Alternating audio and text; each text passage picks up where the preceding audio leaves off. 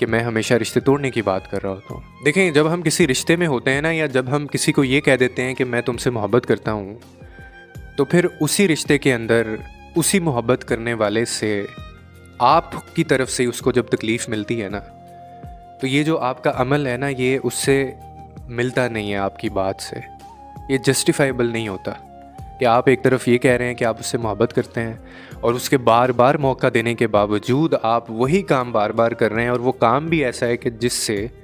अगले बंदे को बेहद तकलीफ़ मिलती है, और फिर हम ऊपर से माफ़ियाँ भी मांगते हैं। और आपको पता है कि जब किसी को कोई तकलीफ़ दी जाए ना, और उसके बाद जब आप माफ़ी मांगें, तो ये सिर्फ वन टाइम प्रोसेस है, लेकिन हम ये प्रोसेस कितनी दफ़ा दोहराते हैं,